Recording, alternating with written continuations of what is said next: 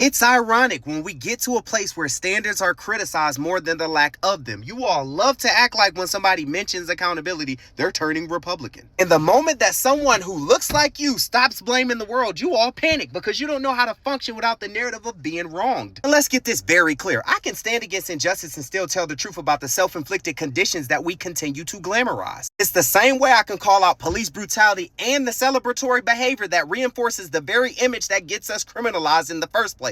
That's not contradiction, that is adulthood. And you all are definitely not going to sit up here and try to crucify me verbally because I refuse to partake in communities that reward collapse and punish reconstruction. But let me give you perspective. While I have respect for many of the leaders that came before me, I also recognize that many of them soften the truth to protect their image. A lot of them prioritize being admired over being accurate.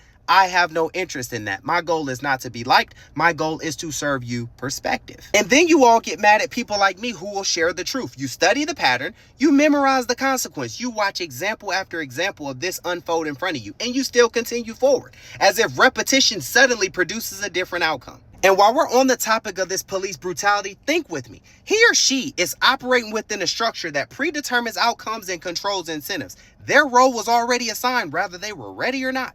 And where the government tricks everybody with the help of the media is they allow a problem like this to be horizontal instead of everybody looking at the common enemy vertical. The tragic misunderstanding in the United States, black and white people, is imagining that the divide is between people when the actual divide is between the people and the mechanisms that govern them. So blame the black or white officer if you want, but understand that role existed before they put the uniform on. The uniform is the instrument, the system is the composer, and the individual is just the performer. So keep in mind, if you don't interrogate the structure, you will always fight the actor instead of the author.